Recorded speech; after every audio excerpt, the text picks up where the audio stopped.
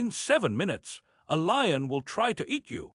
1 minute later, you will make it regret ever approaching a human. It is 100,000 years before locks, streetlights, or loaded rifles. Your entire security system is a sharpened stick. You cannot outrun the cats, overpower the hyenas, or see anything clearly after sunset.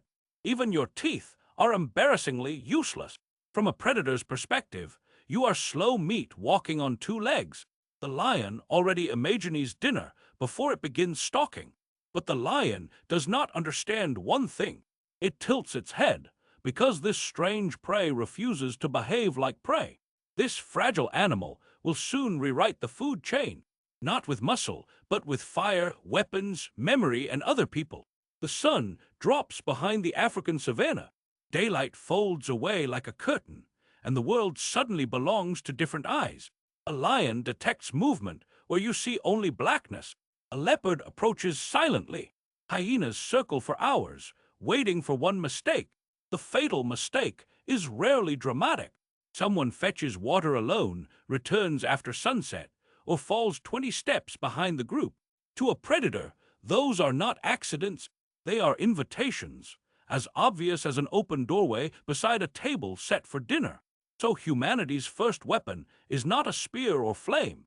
It is attention, shared across every pair of eyes and ears. Birds stop singing. Antelopes stare toward one patch of grass. Monkeys scream overhead. The landscape has sounded its alarm. Today the warning arrives late. A child carrying roots has drifted behind the adults, and a yellow back moves through the grass. The lion lowers its body. The child keeps walking. For 3 terrible seconds, only you understand what is about to happen. Instead of fleeing, you sprint toward the lion. Your scream turns every human head, and the entire group charges with you. In moments, the lion no longer faces one frightened animal. It faces a roaring creature with 20 arms and wooden teeth. The lion remains stronger than every individual, but attacking now means risking an eye, a paw, or the ability to hunt tomorrow. Predators do not seek fair fights. They seek cheap meals. The lion backs away because survival matters more than pride. The group survives the afternoon, but darkness is coming. Now you must choose where everyone will sleep without becoming surrounded. Tall grass hides cats. Bushes conceal hyenas. Rivers contain crocodiles. And the most inviting cave may already belong to something enormous. You choose open ground against a stone wall. Danger must approach from the front, where many eyes can detect it early. Then fire creates a border no animal can ignore. Inside the light are people. Outside it, the predators on the night. Fire reveals movement, supplies burning branches, and gathers everyone together. Yet it is not a magical shield, despite what movies suggest. A hungry cat can approach flame. Hyenas can wait beyond the light. A leopard simply waits for the fire to weaken. Someone must wake, feed the flames, and inspect the dark. Then another person takes over, fighting the heaviest enemy, sleep. Tonight the guard closes his eyes for only a moment. The flames sink, the circle shrinks, and laughter rises beyond the stones.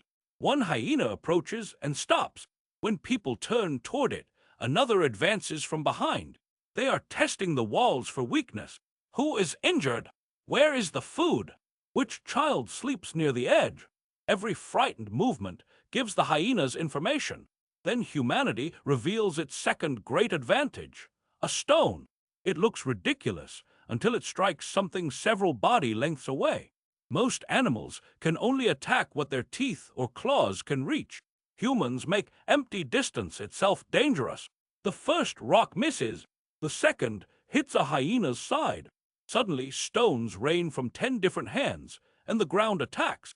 A bold hyena rushes in, grabs meat, and turns. Your thrown spear misses, but the thief drops everything and escapes. You miss the body and hit the mind. The animal has learned that this camp bites far beyond the reach of its jaws. Everyone is awake now. Children move to the center. Adults face outward, and stones lie ready beside every hand. But the lion never left. While the hyenas performed their distraction, it climbed above the camp and chose the smallest target. A growl pulls every face toward the front. The lion launches from behind, turning several hundred pounds of muscle into a falling weapon. People scatter. Someone falls. The fire is no longer between you and the predator, because the predator is already inside the circle. This is where solitary prey should lose. Instead, humans break the final rule of nature. Those who escape turn around and return. One spear strikes from the side. A burning branch attacks the face. Another adult drags the child clear beneath the confusion. The lion can kill one human, but it cannot watch 10. A shallow wound in its shoulder decides the battle. It releases the child and disappears among the rocks. You did not defeat its strength. You made that strength too expensive to use. Mourning does not remove danger. Every drink requires entering the killing zone of a crocodile that resembles a harmless piece of river. No one drinks alone. One person kneels while others watch the surface, hold spears, and pull everyone away at the first ripple. Gathering roots becomes a military operation. The group stays compact, dangerous ground is checked, and children remain inside a moving wall of adults. Here humans reveal an advantage no claw can match. A predator sees the present. A human carries dozens of dangerous yesterdays. This river contains crocodiles. That cave belongs to hyenas. The leopard sleeps in that tree. Knowledge turns the landscape into a map. The cat must learn each danger through experience. A child receives the same lesson by listening to one story beside the fire. Leaving Africa does not end the nightmare.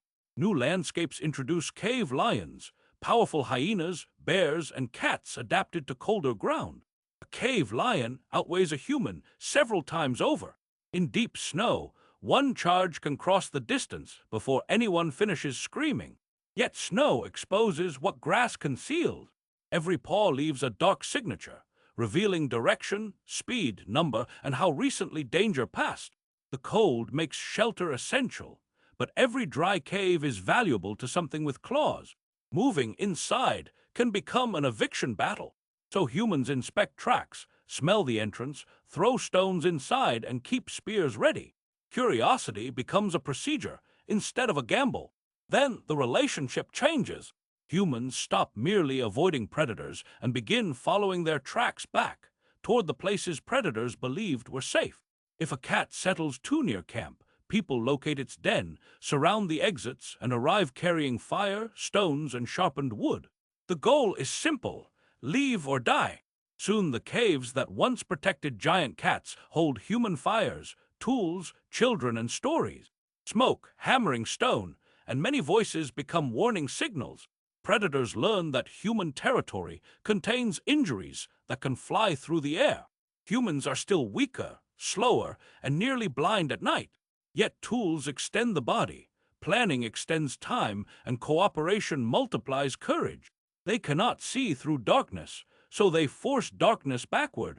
Fire advances, and the night itself retreats with every predator inside it. Dawn finally arrives. The child sits beside the fire with a scratched arm, while wounded lion tracks vanish toward distant rocks. That child learns 5 rules. Stay together, read the landscape, maintain the fire, keep a stone nearby, and respect the dark. Thousands of years pass. Walls rise, streets glow, and the largest predators are pushed far from human homes. We become so protected that we forget what it meant to hear breathing just beyond the fire every single night. But the old alarm remains inside us. A sound in the next room still freezes the body before the thinking mind understands it. That is why darkness feels heavier than daylight, and why 2 motionless eyes in a forest instantly command your complete attention. Your body remembers a time when one step outside the light could be the last decision a human ever made. Our ancestors did not survive because they became the strongest animals. They survived because weakness stopped being an individual problem. Between human skin and a hungry predator stood no armor, no claws, and no certainty. Only a sharpened stick and other people.